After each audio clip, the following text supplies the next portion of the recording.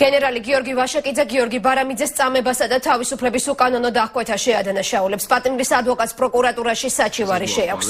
8 წლის წინ გენერალი ვაშაკიძე სახელმწიფო გადატრიალების მცდელობისა და იგორ გიორგაძესთან კავშირის გამო დააკავეს. თუმცა შემდგომ გაერთიანებული ქართული ბანკის ერთ-ერთი დამფუძნებლის თამაზ მაღლაკელიძის გადაცემის ბრალდებით გაასამართლეს. ადვოკატი ამტკიცებს, რომ შინაგან საქმეთა მაშინდელი მინისტრი ბარამიძე ვაშაკიძეს რამდენიმე პირთან ერთად აწამებდა და აიძულებდა. გიორგაძესთან კავშირი და კახი კალაძის ძმის გადაცემა ეღიარებინა.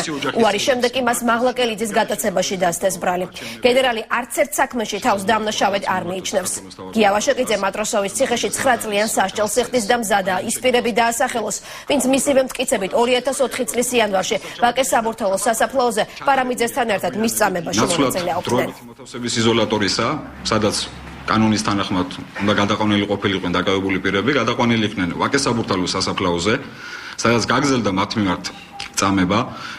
გამოიხატებოდა წამება იმაში, რომ ადგილი მქონდა დახშობისა და დახვრეტის იმიტაციას.